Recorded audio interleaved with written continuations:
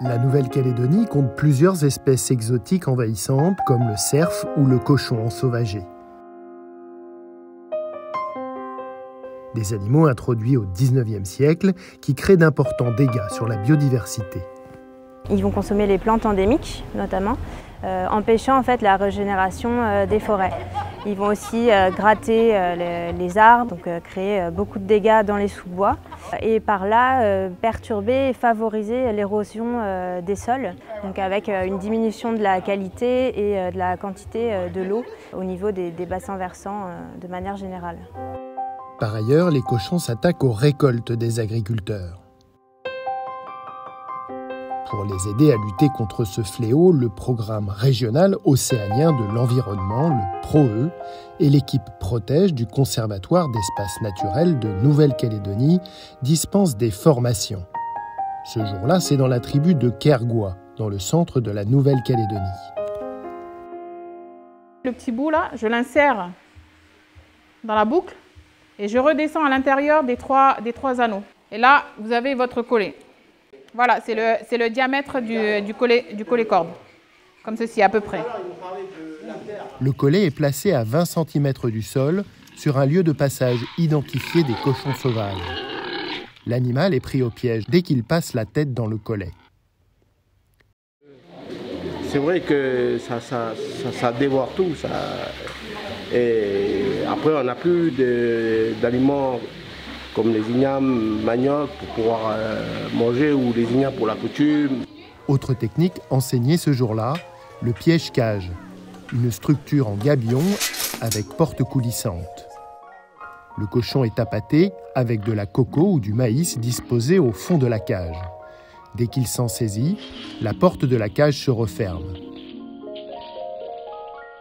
Il faut savoir que le cochon, et notamment le cerf aussi, raffole des différentes espèces, notamment les semenciers. Donc on cherche justement par ces différentes techniques-là d'éviter en fait que les cochons et les cerfs viennent justement manger ces semenciers pour permettre à nos forêts de se régénérer. Je sortir la machine, attention. Afin de faciliter et évaluer les actions de lutte contre le cerf, le projet Protège et l'Agence rurale financent une étude innovante mise en œuvre par le Conservatoire d'espaces naturels de Nouvelle-Calédonie sur la détection et le suivi de l'abondance des cerfs, un indice obtenu par drone. Ce drone va permettre justement de détecter les cerfs de nuit grâce à la caméra thermique et grâce à la chaleur dégagée par le cerf. Sur ces images, l'intérêt de la caméra thermique est évident, même en plein jour. À droite, l'enregistrement avec la caméra classique du drone. Il est quasiment impossible de détecter les cerfs à l'œil nu, à moins de zoomer. À gauche, la même image, prise par la caméra thermique. Les ongulés ressortent en jaune, très distinctement. Romain va sillonner les crêtes et les vallées de la Déva sous le regard de sa caméra thermique jusqu'à 1 km de distance. À peine a-t-il décollé que les premiers spécimens apparaissent sur l'écran de contrôle. Ces petites taches blanches en mouvement. Il y en a 5 là, 4, 5. Le drone est positionné à près de 70 mètres de hauteur pour ne pas effrayer les animaux.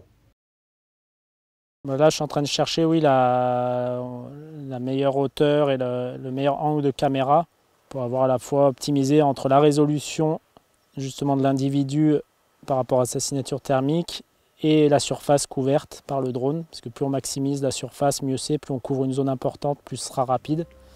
Romain va multiplier les prises de vue pendant plusieurs semaines afin de créer un algorithme capable de distinguer sans faille un cerf de tout autre animal tel qu'un cochon, une vache ou un cheval, le cerf possédant sa propre signature thermique. Une fois cet algorithme affiné et présenté au groupe technique ongulé envahissant Protège du Conservatoire d'espaces naturels, il pourra être utilisé pour évaluer l'efficacité des actions de chasse-régulation prévues dès la fin de cette année par le projet Protège.